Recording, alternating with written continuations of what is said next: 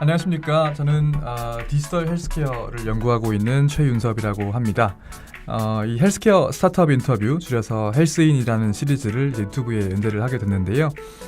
헬스인은 헬스케어 스타트업 업계의 창업자, 대표님, 벤처캐피탈 등 주요 인사를 모셔가지고 한 번에 한두 시간씩 인터뷰를 해보는 시간입니다.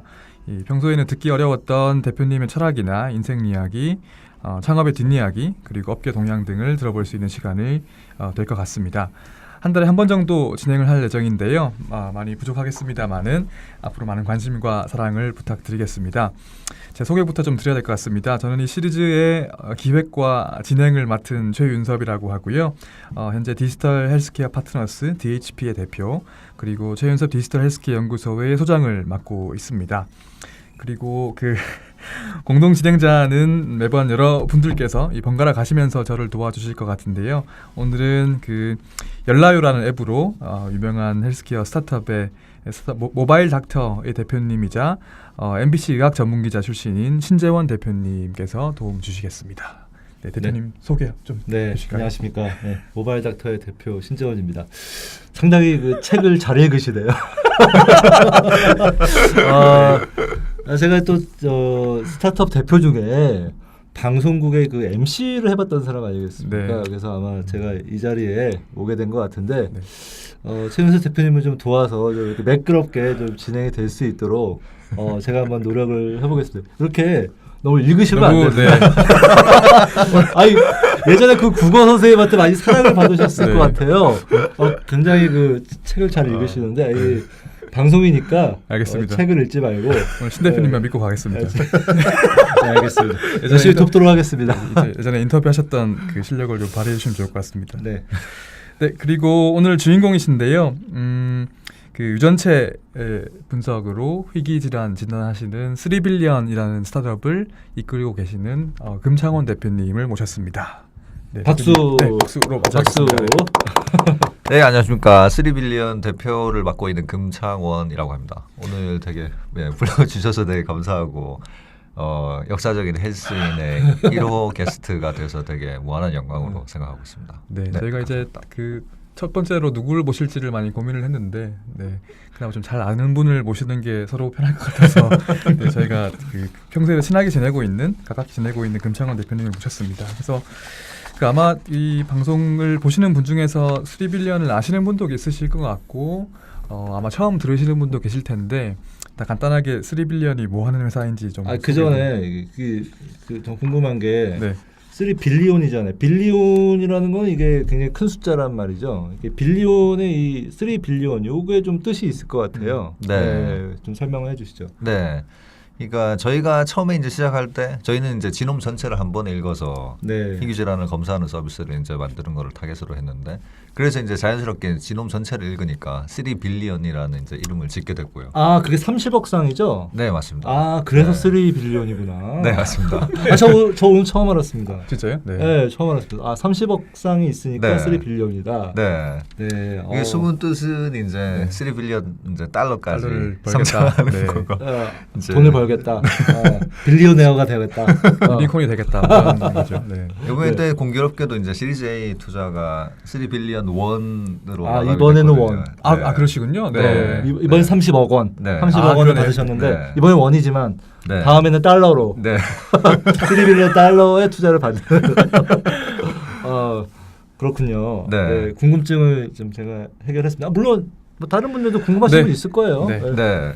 그래서 아까 잠깐 말씀하셨지만 유전체 분석하시는 회사잖아요. 그래서 조금 더 소개를 해주시면 좋을 것 같아요. 네, 어떤 회사입니까?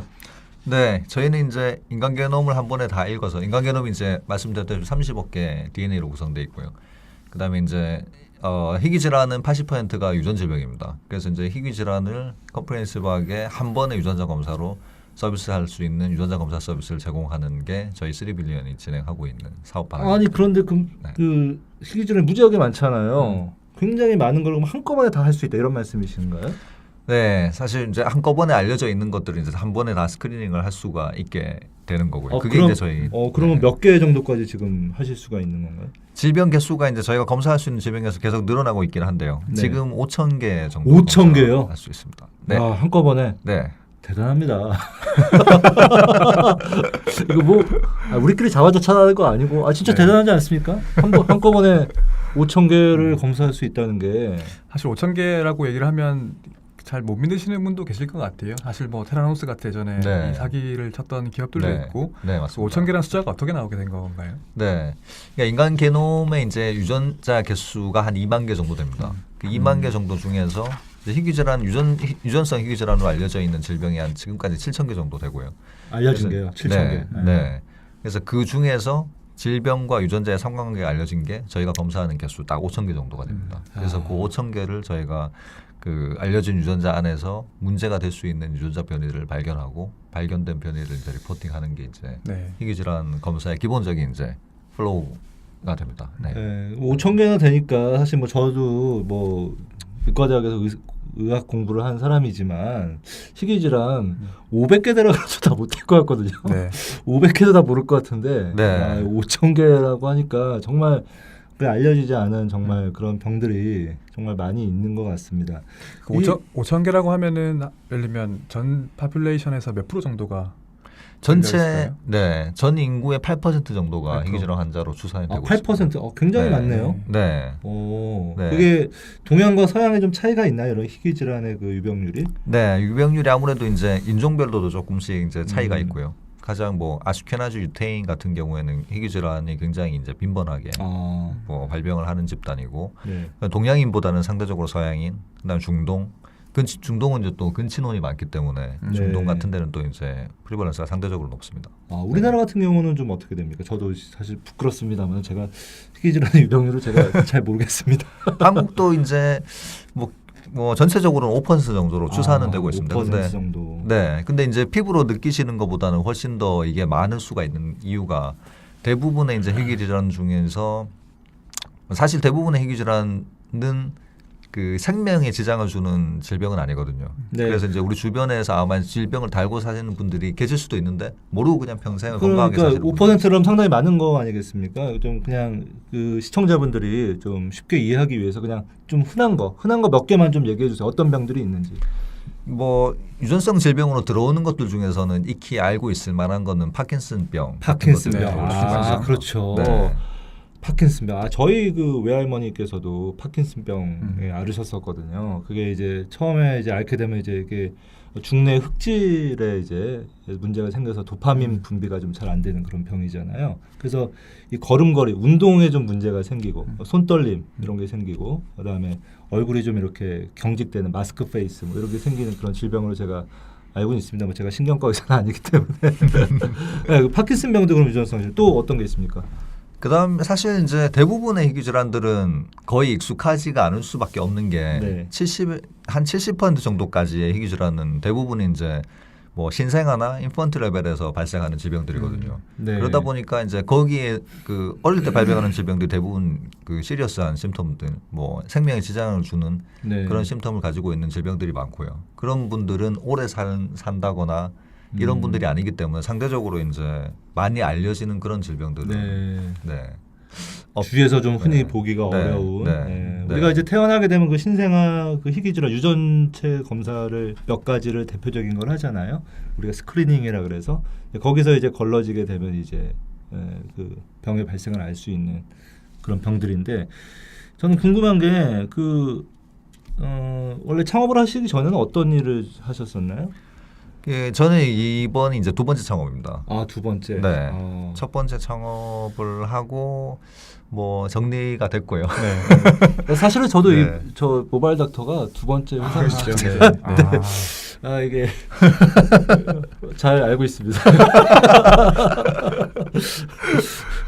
첫 번째 창업을 했다가 2014년에 이제 정리가 되고 2015년에 이제 저희 마크로젠에 가서 거기서 네. 한 1년 6개월 정도 이제 그 다양한 제품들을 만들고 그러던 이제 찰나에 저희가 이제 저희 팀이 이제 굉장히 다양한 제품들을 만들고 있었습니다. 그래서 이제 뭐 서너 개 정도 제품을 만든 시점에서도 추가적으로 이제 제품 개발에 대한 이제 니즈들이 네. 회사 안에서는 있었고요. 저희 입장에서는 뭔가 좀 하나의 포커싱을 해서 이제 집중을 해야 뭔가 스케일업이 될 수 있을 거다라는 이제 그런 생각을 하고 있었고 다행히도 이제 그때 그 마크로젠의 이사진에서도 그런 의견에 동의를 하셔서 저희가 이제 스피노프에서 두 번째 창업을 하게 됐습니다. 그 네. 마크로젠이라는 회사를 또 모르시는 분도 계실 것 같아요. 네. 시청자분들 중에서는 마크로젠도 한번 설명을 좀 해주시면 좋을 것 같은데요. 네, 마크로젠은 인간 게놈 해독 서비스를 하는 회사입니다. 기본적으로는 지금까지는 이제 앞으로는 다양한 이제 서비스로 이제 확장을 하려고 이제 목표를 하고 계시지만 이제 해독 서비스는 뭐냐면 인간 게놈이 30억 개 DNA로 구성되어 있는데 그 30억 개를 게놈 해독기를 이용해서 한 번에 다 읽게 됩니다. 그리고 로 데이터로 30억 개, 사실 뭐 그 이상의 데이터가 쏟아져 나오고요. 서열 분석을 하는 거죠. 네, 네. 그 로 데이터를 연구하는 대학의 연구자분들이라던가 병원에 계신 의사분들의 연구용으로 이제 서비스하는 비즈니스 모델을 가지고 크게 성장한 회사입니다. 그 네. 영역에서는 전 세계에서 한 탑5 안에 들어가는 네. 정도로 성장한 회사입니다. 그 마크로젠 창업자이신 서정선 그 회장님이 사실은 서울대 의대 네. 교수님이시잖아요. 네. 예, 뭐 저도 학생 때 강의 들었습니다. 그래서 와가지고 이제 뭐 이런 유전체 뭐 이런 거 그때 뭐 트랜스제닉 마이스 뭐 이런 거 설명하고 막 하셨는데 제 눈엔 되게 신기했어요. 아니 의사가 무슨 창업을 하나 창업을 하고 뭐 한다는 게 아니 교수님이 그 학생들 잘 가르치고 잘 하면 되는 건데 왜 창업까지 하셨을까 제가 어린 마음에 참 궁금했었는데 저도 이렇게 좀 비슷한 길을 걸을지를 저도 생각을 못했네요. 아무튼 그 학생 시절에도 굉장히 좀 열정적인 교수님 지금도 뭐 가끔 뵈면은 네. 격려해 주시는데 아직 지금 현직에 바이오 협회장 협회장하시고. 예, 협회장 네. 하고 계시죠? 예. 네, 그래서 마크로젠에서 스피노프를 하신 거잖아요. 네 맞습니다. 그 스피노프를 하신 이유는 뭔가요? 그 네. 하위 부서로도 일을 하실 수 있었던 것 같은데. 네 맞습니다. 네. 네. 결국은 이제 뭐 여러 가지 이유가 있었던 것 같습니다. 이제 방금 이제 그 신현 선생님께서도 이제 대표님께서도 말씀해 주셨지만 이제 선선 회장님께서도 또 이제 본인 스스로가 마크로젠이라는 회사를 창업하셔가지고 크게 성장한 이제 사례가 있었고요.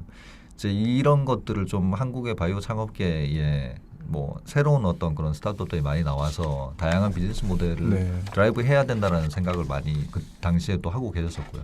그런 거가 이제 잘 서로 이제 조율이 돼서 저희가 스피노 뭐 자회사도 할 수 있었고 사실 팀 그냥 독립적인 팀으로 그냥 활동을 할 수도 있었지만 네. 저희가 스피노프를 해서 좀 더 이제 좀 더 독립적인 의사결정권을 가지고 사업을 네. 지금 하게 된 것 같습니다. 네. 그래서 좀 약간 그 3빌리언 얘기로 좀 가버렸는데 일단 대표님 개인에 대한 얘기를 좀 해보려고 합니다. 그래서 네. 그러니까 인생 얘기를 할까요? 이 분야에 어떻게 들어오시게 되셨으며 네. 사실 그 창업이라고 하는 게 되게 일반적인 이제 뭐 이런 유전체 분야라든지 생명과학 분야에서 선택하는 이 길은 아니잖아요. 그래서 네. 어떻게 이 분야 이 창업의 길로 서시게 되셨는지 뭐 그런 네. 것도 좀 설명을 해주면 좋을 것 같아요. 네.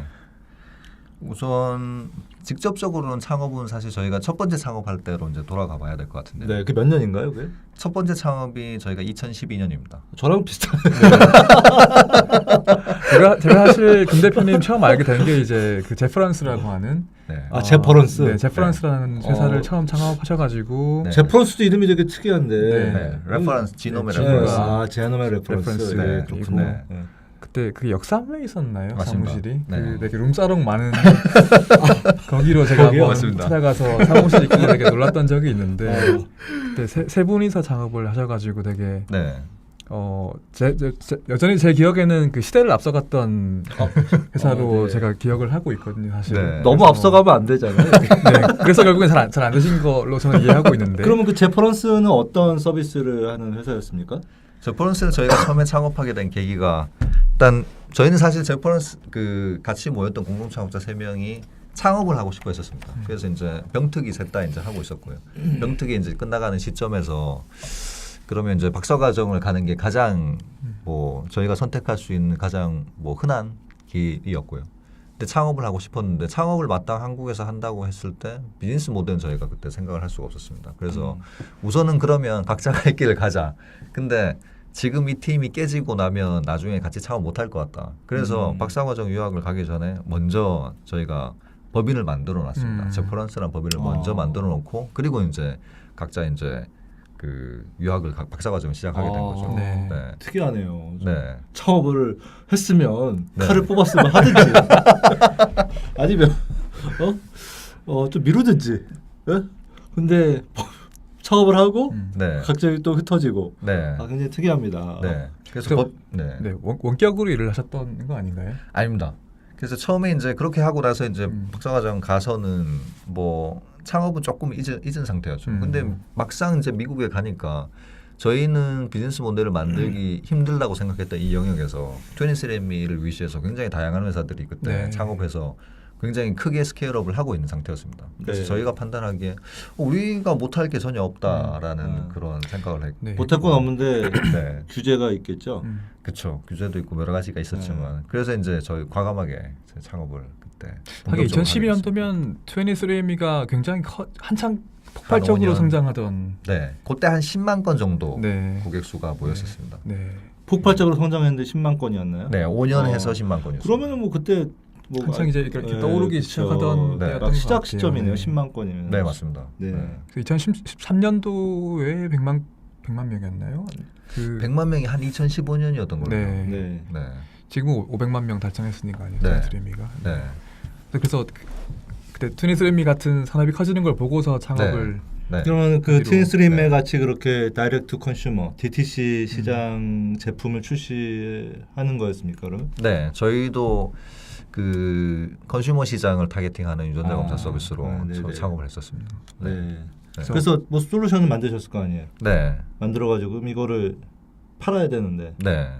우리나라는 그 소비자한테 직접 못 팔잖아요. 그렇죠. 뭐 어디다 파셨습니까? 그래서 저희가 이제 처음에는 그 특정 병원 국내에 있는 이제 탑 병원 중에 한 군데를 저희가 제휴를 해서 네. 그 유방암 검사로만 타겟팅을 네. 해서 그렇게 유방암 유전자 검사 그다음에 네. 관리 앱까지 묶어서 그렇게 네. 패키지로 해서 이제 사업화를 하는 거를 처음에 드라이브를 했었는데 아, 병원 샀나요 그거 제품을? 아니요 최종적으로 병원이 그거를 그 결정을 번복해 가지고 저희가 만들어놨던 제품이 용지물 됐습니다. 처음 시작이. 너무 아픈 곳을 제가 사실 이게 그 공개적으로 말씀드리기 힘든 되게 복잡한 사정이 있었던 걸로 제가 알고 있는데 아무튼 네. 뭐, 네. 네. 그럼 뭐 병원 한 군데면 여러 군데를 계속 이거 영업이잖아요. 네. 영업을 이렇게 계속 하셨나요 그러면? 네. 그래서 이제 그 이후로 이제 또 네트워크 이제 쌓인 게 저희가 또 뭐 이제 상위 제약사랑 또 연계가 제약사. 돼서 네, 네. 그 회사를 통해서 저희 제품을 출시하는 걸로 또 얘기가 됐었습니다. 그래서 그 회사랑 이제 뭐 다양한 개발들을 좀 드라이브를 했었고요. 근데 거기는 결국 이제 큰 회사다 보니까 의사 결정이 엄청 늦을 수밖에 없고 네. 저희 입장에서는 굉장히 오래 기다렸다고 판단하지만 그쪽에서는 사실 아직 뭐 1년 뭐 이 정도 시간 끄는 것들 아, 네, 그 1년이면 정도는 뭐- 스타트업에게는 완전히 뭐 그쵸. 거의 영혼 나가리죠, 나가리. 나가리. 네. 안 하겠다는 거죠, 뭐. 네. 네. 그래서 거기도 흐트러지고 그리고 나서 이제 저희가 이제 정리하기로 했던 2014년에는 뭐 최대한 저희가 발악을 많이 했습니다. 제품 여러 개를 막 출시를 하다가 최종적으로는 스케일업 되기는 어렵다고 판단해서 저희가 네. 사업을 여러 가지 정했습니다. 사업을 했는데 결국 이제 개발을 했는데 그런 것들이 이제 병원에서 사용을 해줘야 되는데 네. 기존에 근데 이미 이제 유전자 검사들이 좀 있었잖아요. 네, 그렇죠. DTC는 사실 근데 거의 없었습니다. 그 거의 시점에서. DTC는 거의 없었고 주로 네. 그러면 이제 뭐 검진을 받는 환자라든지 네. 이런 분들한테 이제 제공이 이제 네. 좀 돼야 되는데 네. 사실은 또 그때 좀 이슈가 이제 2010년대 초반에 좀 한번 이슈가 있었어요. 그 모 케이블 TV 방송 프로그램에서 그 2000년대 후반 뭐 2010년대 초반 정도로 제가 기억을 하는데 이제 그 연예인들 이렇게 패널들 네. 나와가지고 DTC로 이제 유전자 검사를 해주고 유전자 검사를 해주고 공중파에서요? 케이블 TV에서 케이블에서? 네, 케이블 TV에서 그리고 이제 거기에 대해서 막 이제 얘기를 막 해주는 거죠 막. 그러니까 사실은 이게 어떻게 보면 의료법 현재로서 의료법 네, 위반이거든. 네. 이게 그래가지고 그 프로그램이 이제 난리가 났었어요. 그것 때문에. 그래서 이제 규제가 좀 강력하게 걸리게 됩니다. 그 이후에 우리나라에서는 그래서 유전자 검사를 이제 병원에서만 하게 하고 뭐 의사들이 컨트롤해야 된다 이런 목소리가 이제 워낙 뭐 그렇게 흥미거리로 또 이렇게 접근할 건 아니잖아요. 근데 아무래도 좀 방송이다 보니까 좀 이렇게 흥미 위주로 좀 자극적으로 이렇게 했던 부분이 좀 있었던 게 사실이에요. 그래서 그 사건 이후로 네. 굉장히 그 규제가 강력하게 걸려가지고 그것이 지금까지 좀 네. 이어오는 좀 이런 형국인 것 그때만 같습니다. 제가 알기로 IQ 유전자 이런 네. 거로 네. 흥미 네. 위주로 네. 해서 네. 문제가 더 커졌던 것 같고. 네. 그리고 뭐 네. 성장 뭐 예, 네. 그런 거 있잖아요. 예. 음. 아무튼 그렇게 한번 네. 실패를 한번 하시고 그렇죠. 네. 그래서 결정적으로 제퍼런스를 이제 네. 이건 여기까지 해야겠다라고 결심하시게 된 계기가 있었나요? 일단은 돈이 떨어져 가고 있어. 돈이. 네. 아 그럼 그래서 처음에 창업 그거- 자금은 그 저희가 뿜빠이로. 모아서 네. 뿜빠이로 네. 아 너무 이렇게 전문 용어가 용어를 저렴한가요? 저희가 뿜빠이로 돈을 꽤 한 1억 음. 정도를 모아서 시작했거든요. 네. 그래서 뭐 여러 가지 사실 뭐 실패 저희가 정리하게 된 여러 가지 요인이 있지만 사실 저희가 그때 투자 그 제안을 몇 군데서 받았는데도 네. 투자를 저희가 안 받았습니다. 안 받았어요? 네. 왜요? 그때는 사실 저희는 개념이 없었기도 했고 아. 저희는 사실 제일 중요한 걸 그때 지분 방어 이런 걸 엄청 신경을 썼었거든요. 아 네. 회사는 망해가는데 지분 아, 방어하는 거 이런 거를 사실 엄청 중요하게 생각해서 네. 그리고 뭐 월급도 거의 안 가져가는 상태였고요. 그래서 네. 굳이 우리가 돈 쓸 필요는 없으니까 투자 받을 필요도 없다 이렇게 이제 생각했었던 거죠. 근데 그렇죠. 지나와서 생각해 보면 그게 굉장히 큰 패착 중에 그게 하나였던 이제 것 초기 같고. 초기 스타트업 대표들이 범하기 쉬운 전형적인 오류거든요. 회사가 망하면 지분이 필요가 없습니다. 네. 그렇죠. 네. 휴지 조각이잖아요. 네. 그러니까 지분이 휴지 조각이 되는 것보다는 이게 투자를 받아가지고 회사를 키우고 그렇죠. 적당히 파이를 나눠주고, 네. 네. 이게 다 같이 잘 사는 게 목표 아니겠습니까? 그렇죠. 근데 그때는 이제 뭐 저도 뭐 예전에 그랬었고, 음. 그러니까 그런 좀 이렇게 잘못된 어떻게 보면 좀 뭐 잘못됐다고까지 얘기하기 좀 그렇지만, 네. 예, 거기에 좀 지분 방어에 꽂히셔가지고. 그렇죠. 네. 신 대표님도 첫 번째 창업하셨을 때 그런 실수를 하셨나요? 저는 이제 제가 했던 실수는 간단해요. 제가 했던 실수는 뭐냐면 제가 이제 첫 번째 회사 했던 아이템이 개발하고 이제 사업화를 못했거든요. 네. 근데 이제 생각을 해보면 그 아이템은 개발을 한 다음에 빨리 팔았어야 돼요. 그러니까 이제 일개 스타트업이 저희 같이 작은 스타트업이 해가지고 성공할 수 있는 사업화를 성공할 수 있는 아이템이 아니었거든요. 근데 제가 이제 저도 이제 그 개발에 꽂혀가지고 그것도 흔히 저지르기 쉬운 실수인데 개발에 꽂혀서 개발을 했단 말이에요. 근데 그거는 개발과 또 사업화는 완전 또 다르거든요. 네. 그렇죠. 그렇죠. 네, 그래서 네. 그 단계로 넘어가려면 뭐 대규모 투자를 이거는 받아야 되는 그런 아이템이어서 음. 제가 또 과감하게 접었습니다. 네. 사실 신재원 대표님의 모바일 닥스는 또 이 다음번에 또 한번 따로 네. 인터뷰를 또 할 계획이고요. 그래서 네. 나중에 고해성사를 한번. 신 대표님도 재밌는 얘기가 또 많이 있으시기 때문에 네. 눈물 없이는 근데 들을 수가 없는데 네. 손수건 준비하시고요. 그러겠습니다. 네. 그래서 그 이후에는 이제 사실 제가 그때도 이제 대표님이랑 뭐 차도 마시고 네. 술도 마시고 하면서 여러 가지 네. 그럼 그때부터 이야기도- 그렇게 자문을 해주셨던 거예요? 자문까지는 아니고 이제 그냥 알고 지냈었죠. 그래서 네. 제프런스 하실 때부터 제가 그 후배의 소개로 제가 한번 그 룸사롱 있는 역삼동에 찾아가서 룸사롱 절대 가지는 않았어요. 가지는 절대 않았고 가지 않았어요. 그 룸사롱 빌딩에 있는 사무실에 가서 나중에 한번 그 팩트 체크를 한번.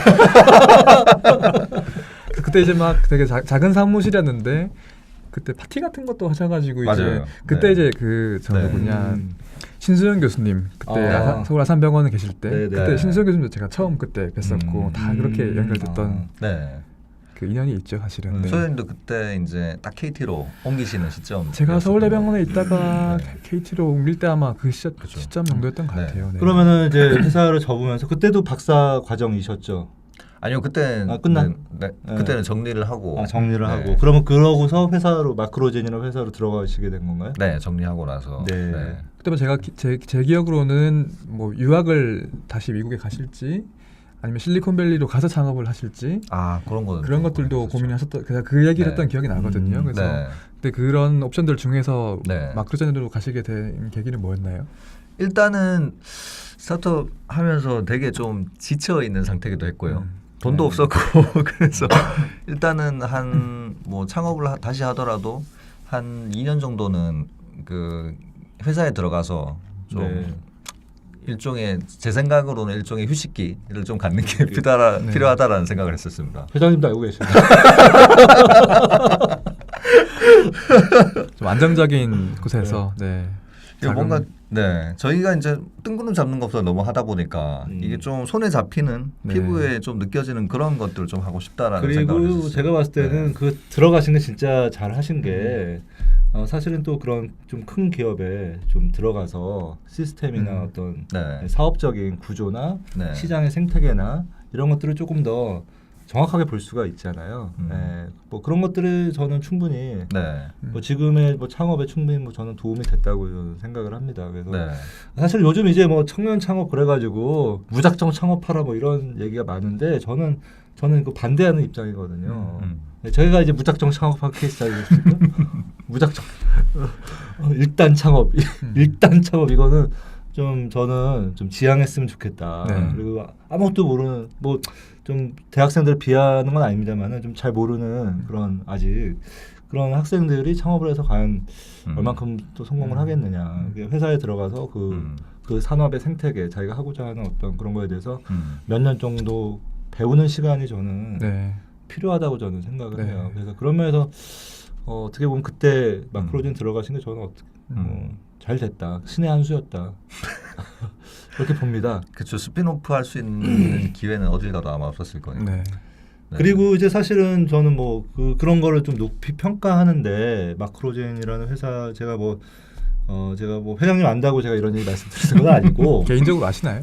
개인적으로 알죠. 제가 네. 알는데 그런 어떤 이런 스타트업을 회사에서도 분리해서 스핀오프하고 이런 것도 굉장히 그 오너 입장에서 보면은 굉장히 중요한 결정이잖아요. 쉬운 일이 네. 아니었을 쉬운 것 일이 같아요. 아니고 네. 네. 또 본인이 또 창업을 하셨기 때문에 아마 네. 그 웬만한 중견기업에서 뭐 회사를 만들어서 직원을 뭐 스핀오프 시켜서 거기 대표를 만든 이런 거 거의 우리나라 생태계에서는 네. 찾아보기가 굉장히 힘듭니다. 맞습니다. 그래서 네. 저는 여러모로 좀 그때 선택이 좋은 선택이 아니었나 네. 이렇게 생각을 하네요. 네. 저희 그때 회사로 마크로젠에 들어갈 때 여러 군데를 또 이제 어플라이를 해서 연봉이 가장 낮은 데가 마크로젠이었거든요. 그렇지만 제가 회장님이 좀 짜시. 그래서 결정 요인은 저는 되게 심플했습니다. 그래서 네. 데이터가 제일 많은 회사로 가서 그렇죠. 데이터가 제일 많은데 데이터를 잘 활용을 못하는 회사. 그게 이제 선택이 이거 지금 회장님 보시면 안 될 것 같아요. 왜냐면 이제 회장님 얘기 너무 많다. 마크로젠은 사실 데이터 이제 사용하는 데 있어서는 조금 제한들이 네. 있거든요. 그게 이제 개인 데이터도 아니고 네. 컨센트 뭐 이런 이슈가 있어서 그래서 내부적으로 그 안에서 이제 데이터를 활용해서 좀 빌드업하고 이런 거에는 저는 마크로젠 데이터 많이 쌓여 있으니까 가면 할 수 있을 거라고 생각을 해서 마크로젠이 네. 그러니까 예를 들면 시퀀싱을 대행해주자는 네.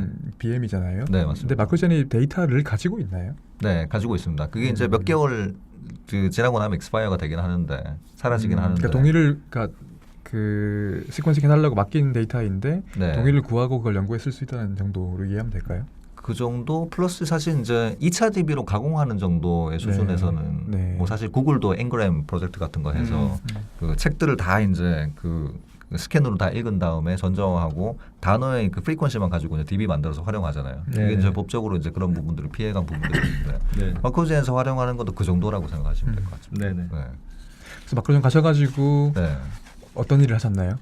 되게 다양한 일을 많이 하시는 걸로 제가 알고 있는데. 네, 그래서 이제 처음에는 이제 제가 이제 어사인된 팀이 이제 임상 유전 관련된 이제 제품을 만드는 팀이었습니다. 그래서 거기 가서 일단 전반적으로 이제 그 인프라가 구성이 안 돼 있는 상태였고요. 그래서 이제 여러 가지 이제 임상 유전자 검사 서비스를 만들기 위한 IT 인프라 서비스를 이제 쭉 구축을 했습니다. DB부터 해서 그다음에 이제 그 내부적으로 이제 돌아가는 일종의 림 시스템까지 이제 빌딩을 해놓고 거기다가 그게 만들어지고 나서는 이제 다양한 제품들을 이제 얻는 구조로 앱을 이제 만들어서 얻는 구조로 해서 그렇게 이제 제품들을 쭉 만들어 갔었습니다. 한 서너 개 정도 제품 만들었던 것 같아요. 네. 뭘 만드셨어요? 그래서? 그때 이제 뭐 만들었던 거. 맨 마지막으로 만들었던 건 DTC였고요. 네. 이번에 이제 12개 트레이에 열린 DTC 제품. 그거가 이제 만들고 나왔고 그 앞전에는 이제 신생아 유전자 검사, NIPT. 네, 그다음에 카운슬이 만들었던 네. 프리컨셉션 테스트 이런 것들을 만들었었습니다. 네. 그렇군요. 네. 걔들이 지금 상품화가 됐나요? 결국은? 출시는 사실 저희가 했을 때 이제 뭐 그랜드 오픈을 하긴 했는데 그게 결국은 사실 어떻게 보면 그게 저희 스피노프 된 거랑 일맥상통하는 것 같은데 네. 다양한 제품을 만들긴 했지만 하나하나의 제품에 예를 들면 전담이 돼서 마케팅하고 세일즈하고 이런 팀들은 없었기 때문에 결국은 그게 성장하지 못하는 거를 저희가 확인을 했었고요. 그래서 하나의 제품이 나가 성장하려면 올인을 해서 거기에 이제 뭔가 그 데디케이트된 팀이 있어야 된다라는 그런 생각을 좀 많이 하게 된 것 같아요. 그게 이제 의료 분야의 굉장히 큰 특징 중에 하나인데요. 그러니까 계속 분야가 쪼개져요. 쪼개져서 하나가 나오는데 그 하나를 하는 것도 굉장히 네. 힘이 들거든요. 그러다 보니까 이게 우리가 어떤 전통적인 방식으로 이제 이 접근을 하게 되면은 이게 굉장히 하나도 제대로 하기가 굉장히 힘듭니다. 그렇죠. 네. 그래서 보통은 이제 어떤 큰 줄기를 하고 나머지는 세부적인 거 딸려오는 이런 구조가 보통 다른 산업에서는 많은데 의료 같은 경우에는 그 반대예요. 그러니까 저는 그 말씀하신 게 굉장히 잘 이해가 되고 제가 이제 아이템 선정한 것도 이제 그런 관점에서 봤던 거고 그래서 우리나라 이 대기업의 어떤 그 일하는 시스템이 이 적용되기가 굉장히 좀 힘들어요. 다 나눠야 되기 때문에. 예. 그래서 어떻게 보면 이제 구글 같은 친구들이 되게 무서운 게 대기업인데 그런 식으로 일을 하니까 네. 예, 그런 게 저는 좀 굉장히 무섭다고 생각을 하고 저는 말씀하신 분이 아주 그 생각을 굉장히 잘 하신 거라고. 자연스럽게 그렇게 흘러오게 될 수밖에 그렇죠. 없더라고요. 예, 네. 이 분야에 있다 보면은 네. 자연스럽게 네. 그렇게 될 수밖에 없죠. 네. 네. 사실 그때 마크로장 계실 때도 약간 별동대처럼 네, 그렇죠. 그 인사권도 가지시고 그 예산도 운영할 수 있는 권한도 가지시고 했던 것 같은데 그게 굉장히 특수한 경우 아니었나요? 그렇죠. 저희 팀이 이제 거의 TF 팀 비슷하게 네. 그렇게 이제 조직이 돼 있었고 마크로젠에 있으면서 다른 데서 이제 좋은 오퍼를 받아서 제가 한번 이제 그 이직을 이렇게 요청을 한번 했었는데 네. 그 상태에서 그러면 이제 저희가 남는 조건으로 그 약간 이제 자율권을 네. 팀에 대한 운영에 대한 자율권을 네. 좀 확보하는 방향으로 해서 저희 팀이 이제 꾸려지게 됐었습니다. 네. 그래서 그럼 그때 이제 개발하셨던 거하고 그러면 네. 지금 하시는 거하고 어떻게 보면 또 완전 다른 분야잖아요. 그렇죠. 네, 완전 네. 다른 분야인데 네. 뭐 이 분야 이 유전체 분야를 좀 그러니까 유전병 네. 이쪽을 좀 딱 선택한 뭐 계기 같은 게 있나요? 네. 저희가 처음에 이제 나올 때는 그 플랫폼 서비스 지금으로 치면은 그 헬릭스 같은 플랫폼 서비스를 네. 지향을 하고 이제 나왔거든요. 근데 결국은 나와서 이제 사업을 막상 고민을 해 보니까 결국은 이게 사실 유전자 검사가 아직까지도 비싸고요. 그러니까 결국 데이터를 판매한다는 것 자체가 지금은 시장에서 성립을 안 하는 그런 시장이라고 봤습니다. 저희는. 그래서 그러면은 가격이 그런 정도로 비싼 가격이면 적어도 명확하게 풀어줄 수 있는 문제에 대한 솔루션이 돼야 된다고 저희는 판단을 했고요. 그럼 유전자를 기반으로 해서 제일 명확하게 할 수 있는 게 뭐냐라고 봤을 때는 유전질병이라는 거였고 네, 네. 유전질병도 되게 많잖아요. 예를 들면 브라카 테스트가 그냥 하나 그런 식으로 한 개를 이제 커버할 수도 있을 거고 프리컨세션이나 이런 것들도 전부 다 유전 검사인데 유전 검사 중에서 지금까지 어드레스가 안 된 문제이면서 굉장히 시리어스한 문제 그거를 저희가 이제 좀 이렇게 쭉 이제 설치를 했고요. 그러다 보니까 저희가 이제 이 희귀 질환 유전 질병에 대한 진단이 굉장히 어렵다라는 거를 저희가 확인을 했고 그게 되게 이제 시장에서 언맨 니즈라는 걸 확인했습니다. 그래서 그거를 풀어주는 솔루션으로 그러면은 기존에 네. 지금 현재 이 3빌리온의 서비스가 나오기 전까지는 네. 이런 유전 질병들에 대한 스크리닝이나 이런 것들이 네. 어떻게 되고 있었습니까?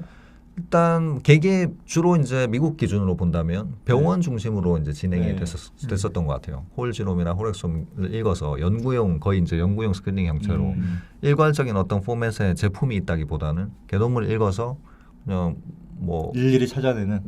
원인이 네. 뭔지 모르는 어떤 제네틱한 그런 네. 디펙트를 찾아내는 그런 형태로 이제 진행이 네. 됐었던 것 같아요. 그리고 이게 이제 시작된 지가 얼마 안 된 영역일 수밖에 없는 게 홀지놈이나 홀엑솜 시퀀싱 가격이 진단용으로 사용할 수 있을 정도로 가격이 내려온 시점. 네. 그 시점부터 이게 시작됐다라고 보면 되거든요. 근데 그게 한 2016년 정도 그렇죠. 되나요? 네, 맞습니다. 16년입니다. 네. 음.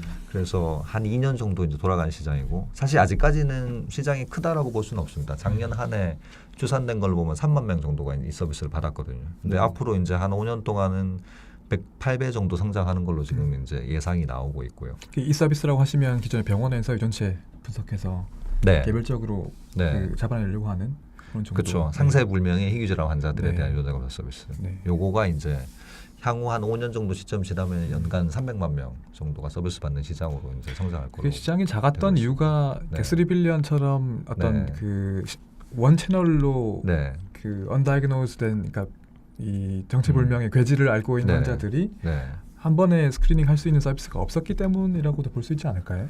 그런 것도 맞을 것 같고요. 네. 가격도 사실 엄청 이슈였던 것 같고요. 네, 네. 가격이 꽤 비쌌겠죠 그동안 연구용으로 네. 하려면 최소한 네. 뭐 수백 수천만 원 정도 맞습니다. 비용이었을 것 같은데요. 네. 이게 아마 3빌리언이 나오면서 가격이 획기적으로 내려가서 굉장히 뭐 특정 질병을 좀 타겟하는 건 아니시잖아요. 맞습니다. 굉장히 네. 많은 질병을 타겟으로 하고 네. 그걸 한꺼번에 이렇게 어떻게 보면 이제 비용적인 네. 측면에서 네.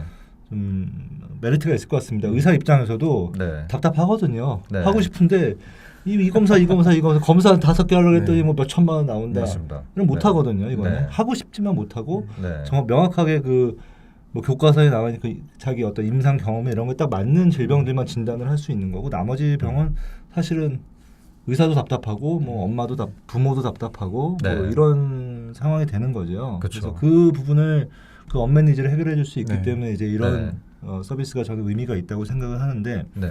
근데 이제 제가 좀 궁금한 거는 몇천 가지 질병을 한 번 스크리닝 하는데 그 몇천 가지 질병이 그 하나하나 이제 어떤 유전제 이 매핑이 되는데 네. 뭐 몇 가지로 매핑이 되는 것도 있겠죠 당연히. 네. 근데 그것들이 그러면 그 하나하나 질병을 봤을 때 워낙 케이스도 적고 하기 때문에 그런 것들이 그 유전체하고 명확하게 딱 매칭이 된다라고 완벽하게 이 과학적으로 증명이 돼 있는 건 아니지 않습니까? 그렇죠. 그래서 진단에 대한 기준만 사실 있습니다. 네네네. 네. 네. 진단에 대한 기준. 네. 그래서 그러니까- 에비던스가 있는 것들도 있지만 그렇죠. 그게 에비던스가 있는 게 아니라 평균적으로 10% 정도, 그러니까요. 10% 정도 되고요. 그 5천 개라고 하면 한 500개에 대해서는 우리가 어느 정도 그 네. 과학적인 레퍼런스 네. 갖고 있지. 나머지에 대해서는 네. 여전히 그냥 약간 추정 정도로 케이스 몇 개의 케이스가 이제 알려져서 네, 질병과 유전자의 상호관계가 알려진 정도. 그 정도만 네. 있습니다. 네. 그러면 앞으로도 굉장히 이 부분에 대해서는 네. 검사의 정확도나 이런 거는 앞으로 굉장히 개선될 여지가 그렇죠, 맞습니다. 발전의 여지가 굉장히 많다. 맞습니다. 뭐 제 생각엔 좀 그렇게 네. 드네요. 네. 이쪽에서 이제 뭐 제일 중요하게 보는 지표가 디텍션 레이시라 그래서 예를 들면 100명의 뭐 진단을 못 받는 희귀질환 환자분들이 받았을 때 몇 명이나 이게 진단이 될까? 요게 이제 디텍션 레이시라 그래서 요게 이제 네. 희귀질환 유전 질병에서 제일 유전자 검사 중에서는 제일 중요한 지표로 네. 보거든요. 네. 요게 평균적으로 지금까지 알려져 있는 게 20에서 40% 사이입니다. 20에서 40이요. 네. 굉장히 낮네요. 네. 아. 네. 그럼 목표가 몇 퍼센트세요? 디텍션 레이스로 본다면 저희는 그래도 50% 이상 넘어가는 게 이제 단기적으로는 저희 목표로 네. 잡고 있고요. 한 80%까지? 네, 그 정도까지 아, 올라가는 게 저희 목표로 무슨 보고 있죠. 대단한 거죠. 어떻게 올릴 수 있나요, 그거를? 디텍션 레이스를? 결국은 사실 센시티비티가 낮은 거거든요. 네. 센시티비티가 사실 그 중에서는 어떻게 보면 유전 질병이 아닌 것들도 꽤 많을 거고요. 희귀질환 환자분들이 꼭 지금까지 알려진 건 평균적으로 80%라고 알려져 있긴 한데 모르겠습니다. 저희가 지금까지 본 걸로 보면 80%까지 안 될 것 같다라는 생각은 들더라고요. 네. 네. 어쨌든 이제 유전적인 것만 명확하게 다 어쨌든 유전자를 읽으면 유전적인 원인이 있는 건 그 안에 답은 있는 거거든요. 답은 있는데 지금까지 못 찾아낸 거니까. 네. 그래서 저희가 그쪽에는 그래서 여러 가지 이제 뭐 그 이슈들이 있지만 결국은 변이 해석 이슈입니다. 그래서 뭐 90%가 원인이 없는데 그 원인이 없는 것 중에 놓치는 거라고 저희는 보고 있거든요. 그래서 그러면은 그걸 일일이 다 볼 수 있는 사람 손으로 그렇게 못 하고 그래서 여기를 이제 AI 기반으로 변이 해석을 해서 센시티비티를 쭉 끌어올린 다음에 최종적으로 이제 뭐 매뉴얼 컨퍼메이션을 통해서 이제 스페시피티를 높이는 방향으로 그런 식으로 가는 말씀을 들어보면 그 결국은 이제 인공지능의 그 변이를 예측하거나 해석을 해야 된다는 얘기인데요. 네, 워낙 그러면은 많다 보니까. 네. 인공지능 학습을 좀 해야 되잖아요. 그렇죠. 그 데이터는 어디서 옵니까? 뭘로 학습을 시킵니까? 그래서 뭐 기존에 예를 들면 환자와 건강인에 대한 데이터로만 보자면 저희는 저희가 목표로 하는 5,000개의 질병을 다 커버할 수 있는 데이터를 쌓는 건 불가능하거든요, 사실. 그러니까. 네. 그래서 저희는 이제 어프로치 좀 달리해서 변이의 이제 패소젠시티, 실제 이게 질병을 일으키는 성질이 있는 변이일지 아닌지를 판별하는 그 형태로 이제 저희는 AI를 개발을 하고 있습니다. 네. 그렇더라도 케이스가 좀 많이 필요할 텐데요. 맞습니다. 그래서 네. 저희를 그러려면 일단, 네. 병원들이 케이스를 좀 네. 협력을 해줘야 되는데 네. 이 협력 그 네트워크 전 세계 이 희귀병을 연구하는 사람들이 협력 네트워크를 구축하는 게 네. 굉장히 중요하지 않을까요? 네, 그런 네트워크들이 있고 그래서 그분들이 이제 알려져 있는 자기네들이 발견하는 변이들을 쭉 이제 DB에 이제 모으고 있거든요. 그렇죠. 그런 DB들을 통해서 저희도 이제 초기에 AI는 만들어지게 되고요. 네. 거기에 쌓여 있는 이제 일단 한번 만들어지면 그걸로 이제 계속 업그레이드하면 되니까요. 네, 거기 한 50만 건 정도가 있는데 네. 그거만 가지고 하면 저희가 남들하고 이제 똑같아지니까 네. 저희는 저희만의 이제 DB를 데이터를 이제 계속 좀 확보를 하고 있는 상황입니다. 네. 그게 사실 좀 쭉 이야기를 하다 보면 되게 네. 기술적인 이야기가 많이 나와가지고 아, 이게 그렇죠. 들으시는 분이 좀 이해를 못하실 수 있을 것 같은데 네네. 네. 그러니까 이런 것 같아요. 제가 한번 설명을 다시 해보게 되면 네. 그러니까 만약 어떤 환자가 있는데 어떤 정체불명의 질병에 걸렸어요. 근데 진단을 못 받은 환자가 있는 거죠.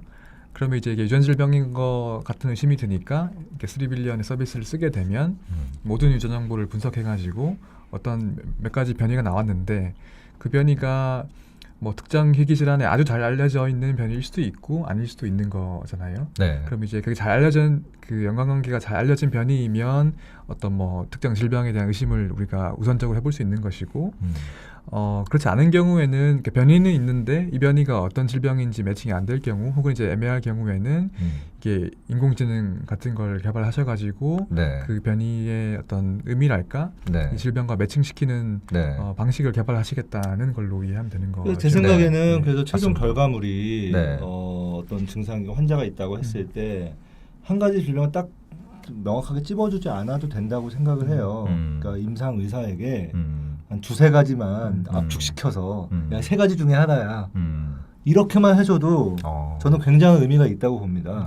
그러니까 딱 우리가 명확하게 맞추면 제일 좋겠지만 네. 아마 제가 오늘 말씀드린 걸로 보면은 그 정확도를 높이기에 제가 최소한 한 10년 정도의 시간은 걸릴 것 같아요.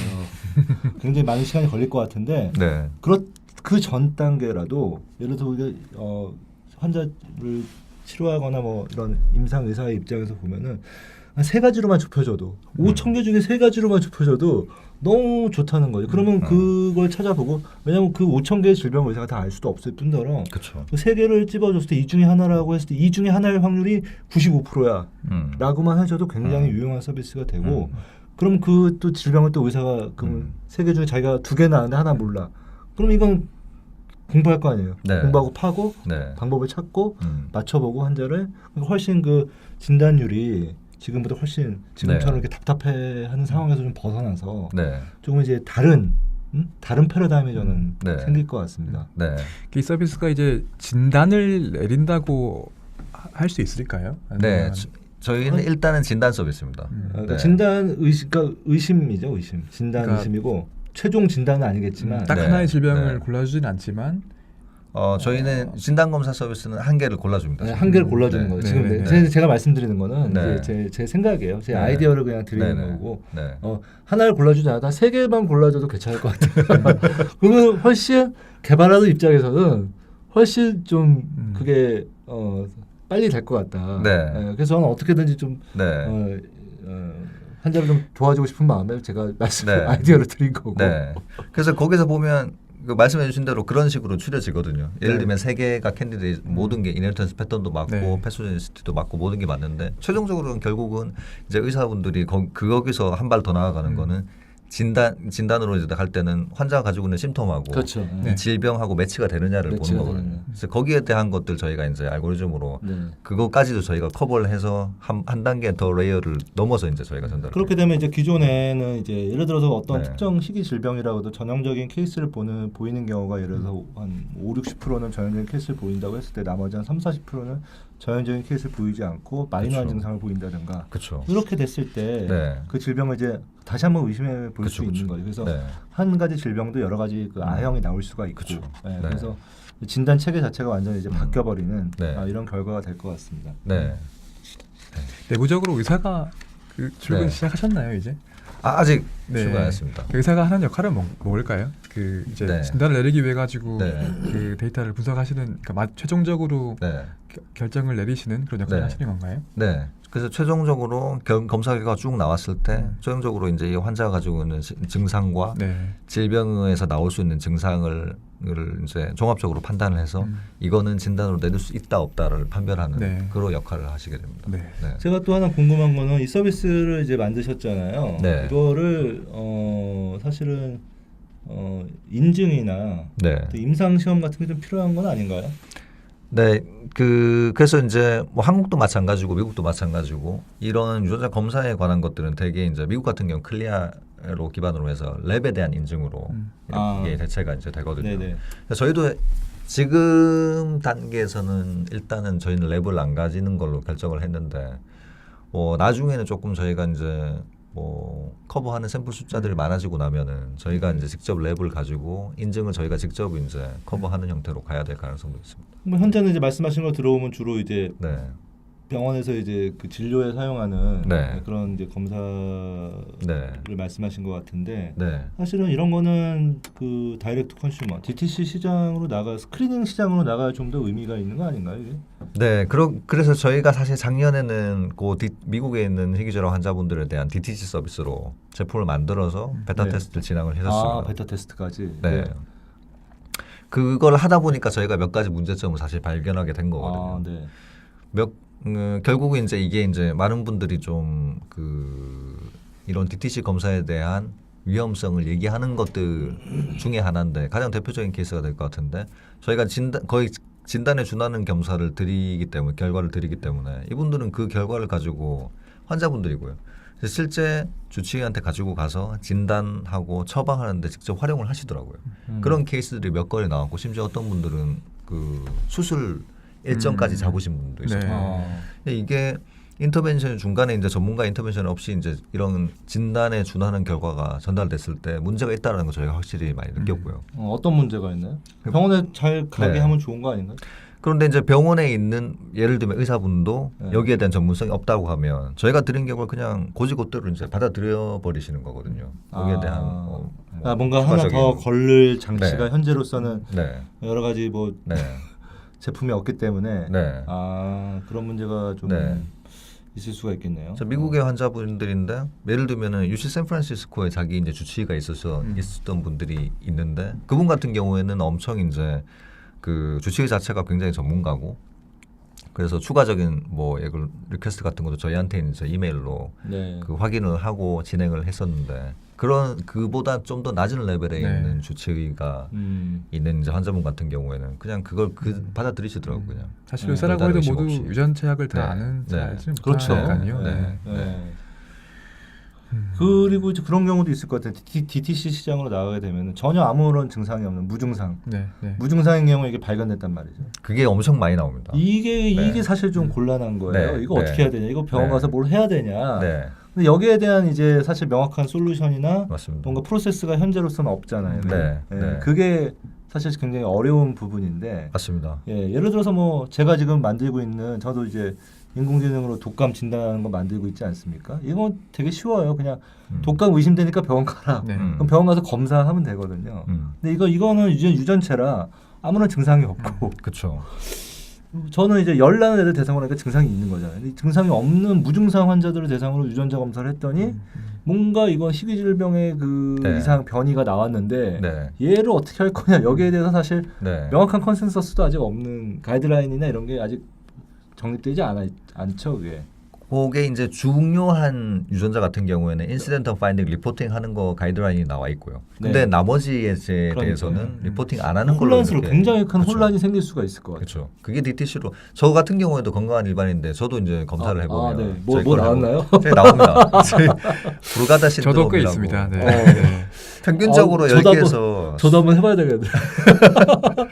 건강한 일반인 받으시면 평균적으로 10개에서 20개 정도 패소적인 변이가 나옵니다. 아. 근데 대부분은 질병을 발병 안 한 거니까. 근데 나중에 발병할 수도 있지만 대부분 발병 안 한 거고.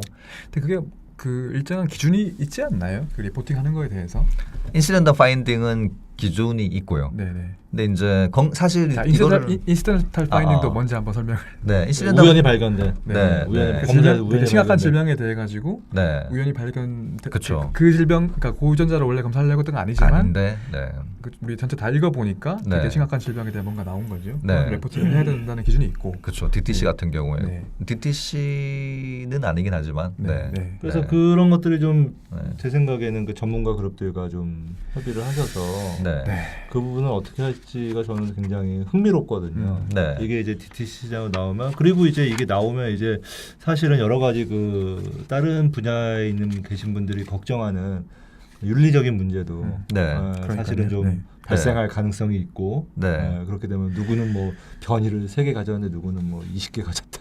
네. 이제 누가 더 우월한 이런 또 뭐 이상하게 또 논의가 수가 있죠. 흘러가 버릴 수가 있거든요. 이게. 그쵸. 예, 그쵸. 그래서 그런 부분에 사실은 네. 굉장히 좀 어려운 문제인 것 같습니다. 네. 그래서 건강한 일반인들이 패소젠 변이가 나오면 이제 제일 첫 번째는 뭐 이슈가 뭐냐라고 하면은 변이가 가지고 있는 사람이 무조건 유전 질병으로 가지 않는다는 문제. 네. 그러니까 이거 페네트런스라고 네. 투과율이라고 얘기하지만 투과율이 100%가 아니기 때문에 그 가질 수가 충분히 가질 수가 있고요. 어떤 사람은 가지고 있으면 질병 가고 어떤 사람은 안 가질 수가 있는 거고. 네. 그게 네. 이제 진행을 좀 더 해야 될 것 같은데 너무 네, 길어지는 네, 것 같아서. 네. 너무 지금 깊이 네. 들어갔는데 네. 네. 일단 제가 궁금한 게 얼마예요 서비스가? 이걸 많이 궁금해하실 것 같아가지고. 저희가 작년에 B2C로는 500불 정도를 500 타겟팅을 불. 했었고요. 한 60만 원. 네. 네. 그다음에 이제 저희 진단 검사는 100에서 150만 원 사이로 100에서 저희가, 150 네. 병원에서 하는 거는 네. 그렇게 저희가 이제 타겟팅하고 어떻게 판매하실 계획이신가요? 일단은 저희가 뭐 세일즈 첫 번째 프라이머리 타겟은 한국은 아닙니다. 네. 네, 해외가 먼저 주요 타겟이고 그래서 희귀 질환 유전병의 프리버런스가 높은 이제 중동. 그다음에 상대적으로 저희가 이제 진출하기 쉬운 규제가 이제 그 질병 진단 유전자 검사도 어쨌든 규제가 있으니까 네. 규제가 조금은 그렇게 스트릭트하지 않은 유럽하고 아시아 지역 을 이제 주요하게 타겟팅을 해서 가는 걸로 생각하고 있습니다. 그래서 거기 현지의 디스트리뷰터라든가 병원들이랑 연계되는 게 사실 중요하고요. 네. 그래서 사실 그 부분에서는 세일즈가 저희는 되게 중요할 거라고 보고 있습니다. 네. 그 규제 말씀하셨으니까 그럼 네. 우리나라 이 유전체 검사 관련 이 시장에서 네. 이 분야에서 네. 어떤 규제가 제일 문제라고 생각하시나요? 일단 뭐 많이 있겠지만 DTC는 뭐 워낙 잘 아시니까 B2C. 네. B2C는 논외로 저희가 먼저 이제 서비스하는 거는 이제 병원의 유전자 네. 검사 서비스인데 병원에는 사실 결국 어떻게 보면 뷰노나 이런 회사들이랑 비슷하지 않을까 싶어요. 그래서 이제 이게 급여 서비스도 아니고 비급여 서비스도 아니고 그러면 뭐 임의 급여로 이제 가야 되는데 거기서 이제 비급여를 받기가 어려운 이유가 뭔가요? 이게 뭐 결국은 이것도 이제 신의료 기술. 네, 그런 식으로 이제 갈 수밖에 없거나 혹은 저희 같은 경우는 5,000개 질병을 한 번에 커버하는데 네. 일단 뭐 기존의 프레임을 그대로 따라간다라고 하면은 5,000개 질병을 전부 다 저희가 개별적으로 네, 5,000번을 네, 등록해야 되거든요. 네. 그게 현실적으로 되게 이제 어려운 일들이 아마 네. 그래서 뭐 그런 부분들에 대한 이슈들도 있고요. 네. 네. 기존에 그 희귀질환 유전 검사가 없지는 않았잖아요. 네. 뭐 기존의 유전자 개별적으로 검사, 진을 네. 검사한다는 하나하나. 라도 네. 그 경우에는 임의 비급여를 썼나요? 아니면 사실 그게 이제 연구용의 형태가 이제 되는 거거든요. 네. 그렇게 되면 네. 지금 뭐 병원에서는 브라카 유전자 검사 이런 것도 그런 거는 이제 할 수 있도록 이제 다 그 승인이 다 돼 그건 있는 거고. 비급여로 할 수 있는 급여로 할 수 있나요 최근에? 그건 급여입니다. 네네. 네, 브라카는 급여고. 그것도 이제 제가 알기로 네. 요건이 몇 개 충족되면 가정력이 충족이 있고 됐을 등등이 때. 있으면 네. 그리고 그 캔서 패널 같은 암 유전자 패널 같은 경우도 지금 네. 작년 3월 달인가요?부터 그렇죠. 도움이 되는데 네, 이제 좀 예외적인 경우였던 것 같고 네. 근데 이런 3빌리언 같이 완전 새로운 개념의 희귀질환 뭐, 같은 경우는 좀 어떻게 하고 있나요? 국내 병원에서는 희귀질환 같은 경우에 이제 유전자 테스트 같은 거를 좀 거기 희귀질환 같은 경우에는 이제 특정 싱글진을 기본으로 해서 이렇게 뭐 브라카처럼 그런 네. 식으로 이제 급여로 할 수 있는 질병들이 있고요. 네, 했는데 꽉 나오면 급여 안 해주고 환자만 할 수 있는 아마 아, 저희거든요. 네. 그게. 네. 그렇군요. 네. 참 힘듭니다 이게. 네. 아니 근데 이 질문을 왜 넣어놓으신 건가? 여기 최 박사님 그 어떤 게 있나요? DHP의 첫 번째 포트폴리오 스타트업이셨는데 네. 엑셀러레이팅에 조금 도움은 되셨는지 이런 질문을 전하는데 DHP도 홍보를 좀 해야 될 거 아닙니까? 너무 이렇게 그 세계- 너무 자화자찬인데 어떻습니까? 좀 도움이 되셨습니까? 저희는 엄청 도움 많이 받았습니다. 어떻게 도움이 네. 되셨습니까? 일단은 뭐 굉장히 전방위적으로 저희는 도움 많이 받았고 초기에는 진짜 저희 회사를 알리는 거에 진짜 큰 도움 많이 받았습니다. 전효수 소장님 엄청 이제 이런 그 비저빌리티가 엄청 높으신 분이라서 어딜 가든 저희 이제 얘기를 한 마디씩 해주시고 이러면서 되게 널리 이제 알려지게 되는 그런 계기가 상대적으로 그래서 조금 초반에는 사업을 좀 빌드업하는 게 조금 수월하게 네. 저희는 온 것 같습니다. 뭐 네. 그 네. 상생을 한 거죠. 뭐 저희도 초기여가지고 저희가 첫 번째 또 네. 투자하고 이 엑셀러레이팅했던 기업인데 워낙 잘 하셔가지고 네, 저희도 도움을 많이 받았었고 네. 그 되게 왜 넣었냐면 최근에 시리즈 A를 이제 그렇죠. 클로징 하셨는데 그 이야기로 이제 자연스럽게 넘어가려고 네. 저희가 넣었던 거거든요. 그래서 네. 네, 저희가 원래 시드 펀딩을 DHP에서 했었었고 네. 그 이후에 이제 우리가 조금 들어갔죠. 네, 들어갔습니다. 저희가 돈이 없기 때문에. 그래서 저희가 이제 재작년 12월 달이었죠. 창업하신 네, 12월. 스피노프 하신 게 11월 11월. 달이었고 네. 저희가 한 달 뒤에 들어갔었고 네. 그리고 이제 1년 반 걸렸나요? 시리즈 A 펀딩. 네, 하시는 1년 거지? 반. 네. 야, CJ 딱 시작하고는 한 7개월 걸린 것 같습니다. 예. 굉장히 오래 아야라고 걸리셨어요. 7개월. 반성하겠습니다. 그래서 이제 뭐 그 이야기를 넣었던 게 보면 굉장히 오랜 시간 동안 또 제가 알기로 이 굉장히 많은 고생과 네, 이 되게 쉽지 않았습니다. 뭐라 그럴까요?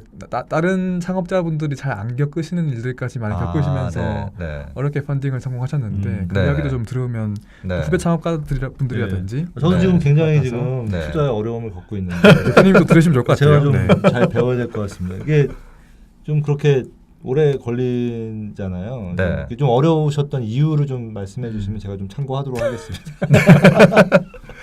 처음에 저희가 조금 IR을 시작하면서 실수를 조금 몇 개를 하면서 시작했습니다. 어떻게 보면 되게 큰 실수라고 할 수 있는데 저희가 이제 프리밸류를 너무 높게 얼마를 잡으셨나요? 주장을 저희 프리밸류? 처음에 200억 가지고 200억? 네. 그렇게 해가지고 이제 시작을 뭐 했거든요. 한번 네. 질러 보는 거죠, 뭐. 네, 저희는 그렇게 생각했거든요. 네네네. 근데 이제 그래서 이제 뭐 200억이 너무 얼토당토한다고 하면 자연스럽게 이제 그게 뭐 협의가 돼서 내려올 거라고 생각했었거든요. 네. 근데 그렇게 진행이 안 됐었던 것 같아요.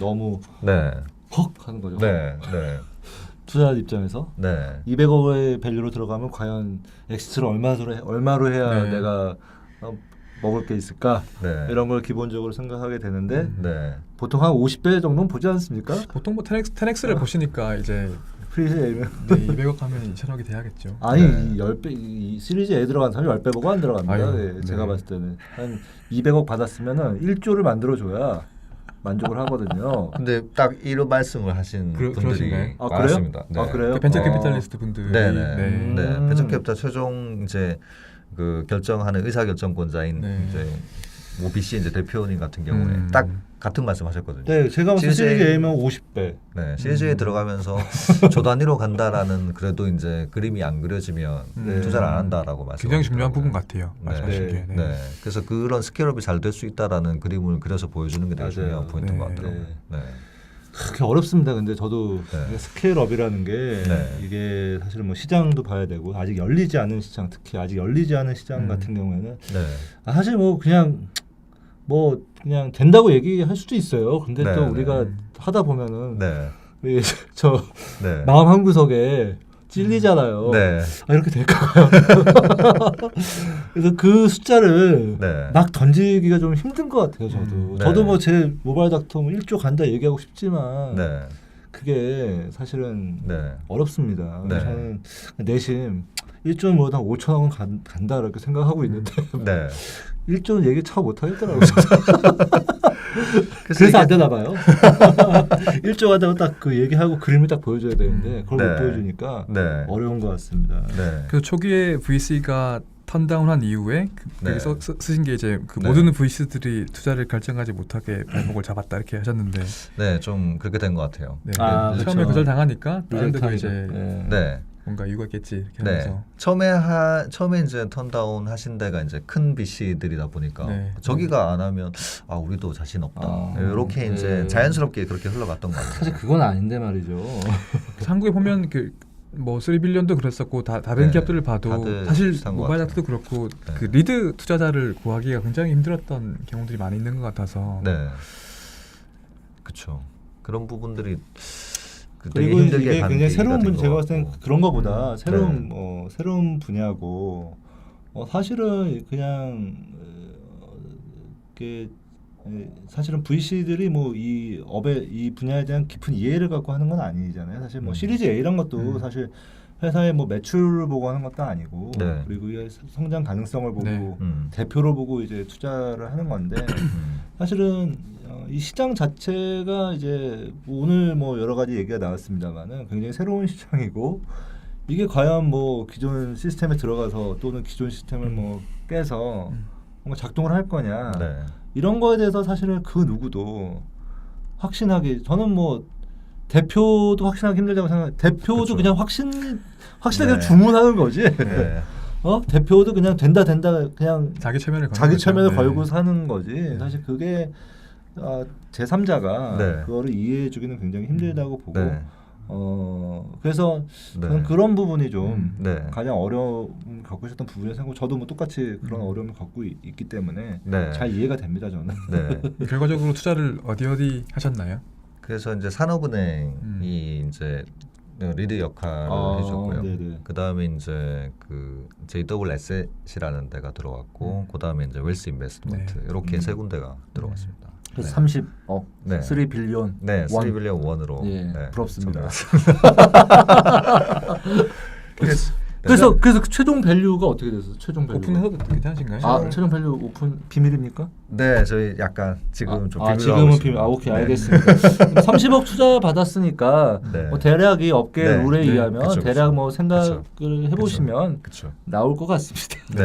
네, 네, 결국 이제 뭐 거절된 이유는 뭐 그런 새로운 것도 있지만 또 이게 사실은 이게 어떻게 보면은 돈을 어떻게 벌어야 될지 잘 모르겠어요. 제가 딱 들어봤을 때도 네. 돈이 저는 이런 네. 비즈니스는 결국은 네, 병원에서 많이 써줘야 된다. 맞습니다. 네. 병원에 써줘야 되는데 네, 과연 병원들이 네. 써줄 거냐? 의사들이 굉장히 보수적이고 네, 그리고 레퍼런스 따지고 네, 그리고 이게 비용을 지불하는 것에 대해서 또 보험사라는 또 태클이 있고 뭐 미국으로 갔을 경우에 네, 여러 가지 이제 허들이 있으니까 네, 돈을 어떻게 좀 잘 벌 수 네. 있을 것이냐 네, 이런 거에 대한 좀 네.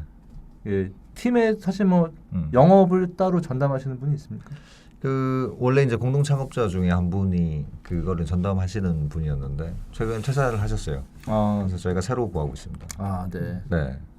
그래서 저희는 사실 어느 정도 성장하는 것까지는 그래도 좀 자신이 있는데 네. 시장에 저희가 나가 보니까 좀 신뢰를 자신을 많이 얻었습니다.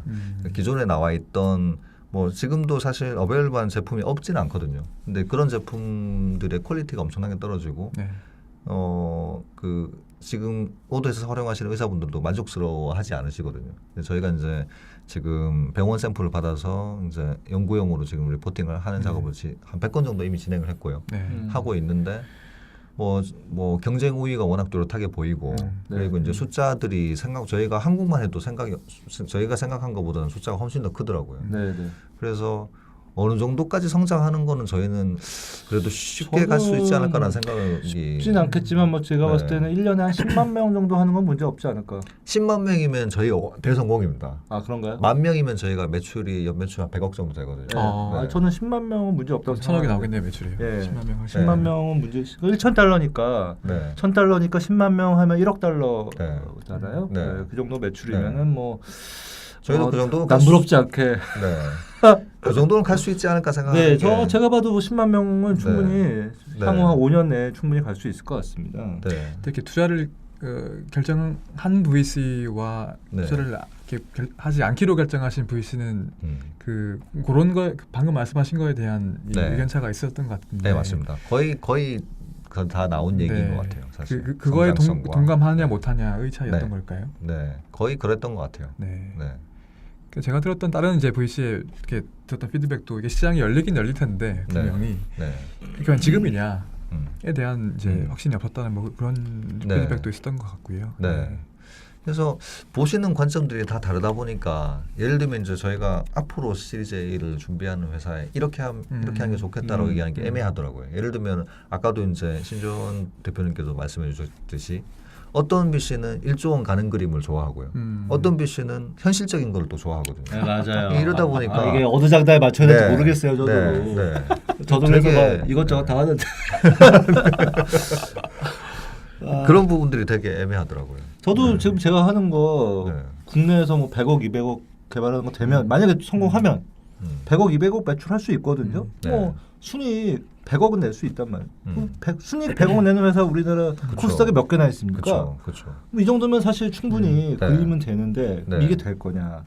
그걸로 또는 이제 그게 너무 허황되게 보시는 분도 있고 또 현실적으로 좀 회사가 돈 하나도 못 벌고 있으니까 네. 네. 이런 걸 또 되게 안 좋게 보시는 분도 있고 네. 참 저도 어렵더라고요. 네. 네. 그렇죠. 그래서 이제 투자 유치를 이제 앞으로 할 후배 창업가, 예를 들면 네. 신년 대표님 같은 뒤로 제가 씹고 경청을 제가 좀 조언을 좀 경청을 해주신다면 하도록 어떤 게 있을까요? 하겠습니다. 저희 제일 컸던 게 결국 저희가 힘들게 오게 된 게 처음에 프리밸류 이제 높게 부르면서 저는 저 높게 안 불렀어요. 그건데 그 브릿지바이 이정규 대표님이 저희 네. 처음에 IR 시작하기 전에 조언해 주셨던 네. 게 딱 그 부분이었거든요. 그러니까 그 프리밸류는 처음에 얘기하지 말고 BC가 이제 그거를 자연스럽게 결정하는 대로 따라가는 구조로 가는 게 좋다라고 이제 저희한테 조언해 주셨었거든요. 네. 저희는 그 조언을 안 따랐기 때문에 어렵게 간 거였고요. 네. 그래서 결과적으로 그때 네. 말씀하신 밸류도 됐죠, 사실은. 네 맞습니다. 네, 네, 네, 네, 네. 네. 결과적으로 그 당시에 VC들이 보는 시장에서 VC들이 보는 딱 그 정도의 레인지에서 7개월 후에 그 밸류로 결정이 됐습니다. 네, 네. 네. 그것도 IR 덱도 말씀하셨던 것 같은데 네. 이건 어떤 내용인가요? IR 덱 최근에 이제 그 모 회사의 그 IR 자료를 봤는데 엄청나게 잘 만들었더라고요. 저는 그걸 보면서 저희가 IR 덱 이게 좀 부족한 부분들이 많지 않았나 생각했는데 거기 이제 제가 적어놓은 부분은 저희가 이제 IR 덱을 IR 시리즈 A IR 시작하면서 따로 안 만들었습니다. 기존에 있던 그냥 소개 자료 가지고 네. 그 굉장히 나이브하게 접근했었거든요. 저도 그러면 안 되겠네요. 네. 그거를 그래서 이제 그 한 군데가 턴 다운되고 나서 좀 제대로 된 걸 이제 만들기 시작했었던 네. 거. 저도 이제 요즘 이런 부분을 많이 느끼고 있어요. 네. 네. 이게 네. VC들이 좋아할 만한 IR 덱을 만들어야 된다. 그래서 제가 최근에 또 전문가를 또 영입하지 않았습니까? 네, 네. 이게 중요한 것 같더라고요. 네. 그래서 IR 덱을 네. 예를 들면 따로 만드는 그 뭐 전문가라고 해야 될까요? 스페셜리스트가 필요하다고 보시나요? 스페셜리스트까지는 필요 없을 것 같은데 잘 만든 회사의 네. IR 자료는 참고하는 게 굉장히 큰 도움이 될 네. 것 네. 같다라는 생각이 들었어요. 그러니까 제 경험에도 보면 이제 주로 창업가들이 이제 원래 그 기술 하시던 분들 혹은 네. 대사분들 네. 같은 경우에도 약해요. 네, 이게 약해요 그렇죠, 이런 그렇죠. 게. 네. 이야기할 때는 굉장히 매력적인 사업 모델과 네. 많은 데이터를 가지고 계신데 네. 이게 맞아요. 장표를 보면 네. 이렇게 있는 것도 못 보여주시지 이런 경우가 네. 많아서 네. 세훈 쌤이 네. 저한테 그렇게 얘기했어요. 콕 집어서. 네. 그래서 그렇고 이제 투자 전략 부분도 보시면 말씀하신 게 이제 네. 뭐 그 기간적인 여유 이런 것도 말씀하셨던 것 같은데요. 네. 일찍 시작하라 이런 것 같아요. 네네네 맞습니다. 저희는 이제 처음에 이제 뭐 모든 게 다 그랬지만 저희는 빨리 끝날 줄 알았거든요. 왜냐하면 실제 시작하기 전에 투자를 9군데 BC로부터 투자 제안을 받았었거든요. 네. 그래서 저희가 당연하게 시작하면은 그런 데가 이제 돼서 되게 쉽게 끝나겠지라고 생각을 하고 했는데 결국은 뭐 평소에 조언 주시던 대로 진행이 되더라고요. 네. 그 9군데 투자 메이드 한다고 했다가 결국에 네. 안 한 이유는 결국 밸류 때문인가요? 그렇지 않습니다. 결국은 이제 그때부터 이제 저희한테 투자 제안을 하셨던 데는 사실 제 생각에는 제가 생각하기엔 투자 제안이라고 생각했는데 사실 이제 그 심사역 분들이 와서 이제 투자하겠다라고 얘기한 거거든요. 사실 그건 투자 제안하고는 거리가 좀 멀긴 하죠. 네. 최종 결정권자인 대표이사가 결정해야 이제 투자 네. 제안이 되는 건데. 네. 사실 이번에 뭐 네. 그 네. 투자 계약 쓰기 전날에 네. 하나 또 파토가 그런 경우도 나서 있었고요. 네. 또 그런 일이 있었나요? 네. 그런 네. 경우도 있습니다. 엄청 스트레스 받으셨겠습니다. 그래도 이제 그 회사가 리드를 해주셨거든요. 원래는 리드 역할을 해주시면서 이제 다른 회사들까지 모아서 이제 잘 정리가 된 건데. 그러니까 리드로 네. 이끄시던 분 쪽에서 계약 파기를 네. 네. 계약 파기라고 하긴 그렇지만 하여튼 뭐 네, 네. 마지막에 이제 네. 부러지시는 바람에 네. 쉽지 않았었는데. 아 저는 네. 이게 좀 마음에 와닿네요. 긍정적인 마인드. 네. 계속되는 거절에 자신감을 네. 잃지 말고 네. 긍정적으로 임할 필요가 있다. 이렇게 아, 말씀해 주셨는데 굉장히 네. 중요한 부분 맞습니다. 네. 어, 진짜. 그렇습니다. 저도 이거 되게 네. 마음에 와닿는데 네. 계속 긍정적이에요. 저는 되게 그 올해 사실 이게 저는 어떤 그 경험이었냐면 올해 초에 제가 그 3빌리언 처음에 올해 초에 첫 방문했을 때 네. 제가 기대했던 것보다 너무 그 소위 초상집 분위기라서 아, 그랬어요? 네. 저는 잘 되고 있으신 줄 알았어요. 숫자 유치가. 네. 투자가 잘 안 돼서. 근데 가니까 너무 네. 굉장히 침울을 네. 하고 분위기가 네. 다운돼 있어가지고 네. 아 이거 아까 7개월 동안 안 돼. 저는 지금 투자 안 된 지 한 2년 됐는데 긍정적이에요. 그래서 문제가 좀 있는 것 같긴 한데. 그래서 이제 뭐 예를 들면 다른 이제 어떤 그 VC 분들 얘기를 들어보면 어떤 대표가 왔는데 그 대표는 투자를 받고 싶은 건지 안 받고 싶은 건지 모르겠다고 너무 이게 다운이 돼 있어가지고 그래서 이제 그렇죠. 그래서 제가 뭐 자신감이 없어 보이잖아요, 일단. 그렇죠. 그리고 네. 그런 분들 보면 이제 이미 투자를 너무 거절을 많이 당하셔가지고 네. 이런 자신감이 떨어진 네. 상태에서 가면 네. 또 그게 막 여기 쓰신 것처럼 네. 자신감이 떨어지면 그게 또 투자를 거절당하는 이유가 맞습니다. 네. 되는 네. 것 같아서 네. 네. 참 중요한 심지어- 말씀을 네. 하신 것 저희 딱 그런 케이스가 있었는데 투자를 얼마를 받아달라고 대표이사님이 저희한테 조언하신 회사가 있었거든요. 했던 회사가 있었거든요. 5억 정도 투자할 테니까 받아달라. 그때 거절을 했다가 저희가 힘들게 되고 나서 갔어요. 그랬더니 완전 이제 그게 180도 변해서. 네 저도 이제 많이 변한 거죠. 그분한테는 그게 보이는 거예요. 그렇지. 그 되게 이제 자신감도 떨어져 있고 뭔가 그래서 저는 요즘 에너지가 어떤 떨어져 생각을 있더라고요. 하냐면 저도 이제 네. 계속 투자 유치 노력을 계속 할 건데 네. 안 받으면 안 받는 대로 가는 거죠. 맞습니다. 안 그런 받으면 마인드로. 네. 사업이라는 게 투자를 받아서 갈 수도 있는 거고 내가 그러니까요. 뭐 또 돈을 사업적으로 네. 성공을 시켜서 갈 수도 있는 거고. 네. 그래서 저도 이제 뭐 거절을 많이 좀 당해 보니까 네. 나중에는 물론 이제 저희 거를 더 잘 만들어야 되겠지만 네. 여러 가지 뭐 대표가 플랜 A, B, C 이렇게 다 세워야 되는 거 아니겠습니까? 네 그래서 맞습니다. 네. 투자를 지금 이번에 받으셨지만 다음 네. 시리즈 B를 또 받는데 고생하실 수도 있잖아요. 그렇죠. 그럴 수 있죠. 네. 그럴 때 네. 또 여러 가지 또 뭐 네. 플랜을 세워서 맞습니다. 시리즈 B 그러면 안 받고 가지 뭐 네. 바로 그냥 키워서 C로 가자 네. 이렇게 하실 수도 있는 거고. 그쵸. 저는 그런 마인드가 네. 중요한 것 네, 같아요. 진짜 그런 게 중요한 것 이 같습니다. 투자 못 받으면 네. 안 돼. 막 네. 이렇게 하면은 네. 사실 좀 사람도 없어 보이고 그쵸. 그렇지 않습니까? 그쵸. 그래서 저 요즘 네. 그래서 계속 그렇게 자기 체면하고 있습니다. 안 받으면 안 받. 뭐 정 안 되면 뭐 저기 뭐 땅 문서 팔아서 하든지 어디 가서 빚내서 하고. 왜냐면 아이템이 된다는 확신만 있으면 네. 그쵸. 되는 거 아니겠습니까? 그쵸. 네. 옆에서 확신이 듭니다. 제가.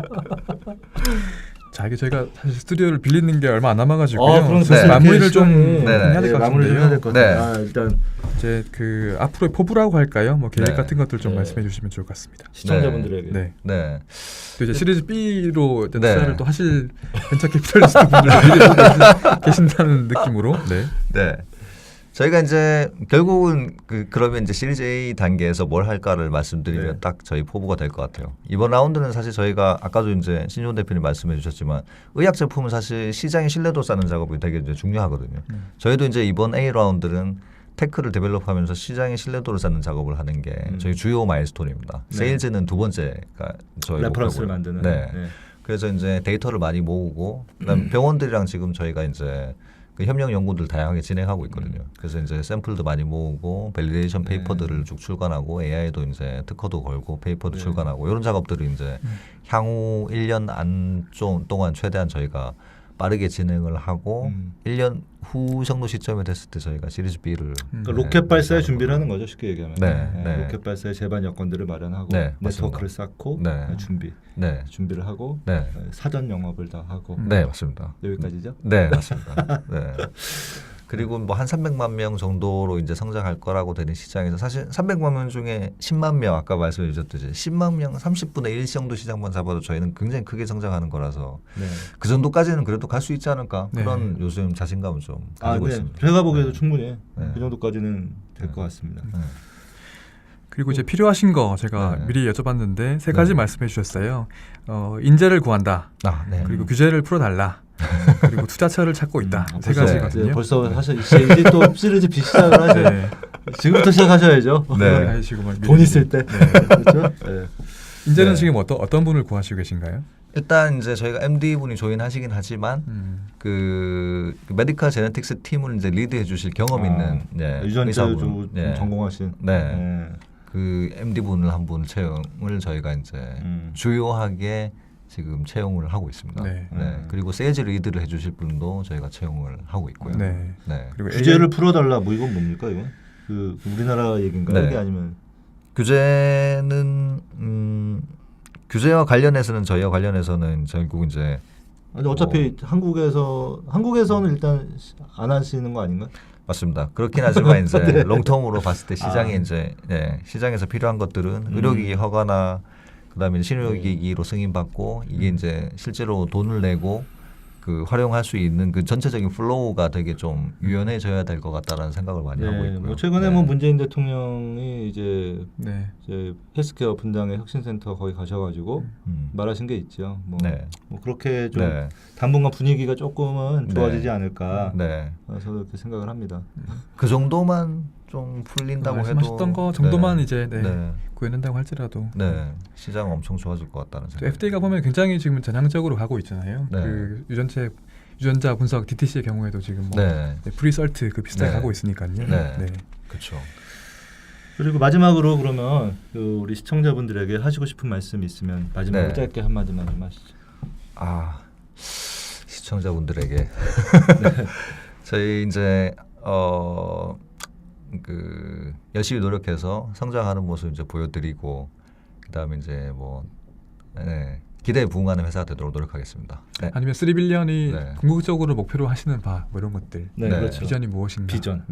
저희 궁극적인 비전은 결국 앞단에서는 희귀질환 진단 서비스를 제공을 하고 데이터가 쌓이면 그걸 기반으로 희귀질환 치료제를 개발하는 플랫폼으로 성장하는 거. 그게 이제 저희가 궁극적으로 가지고 있는 비전입니다.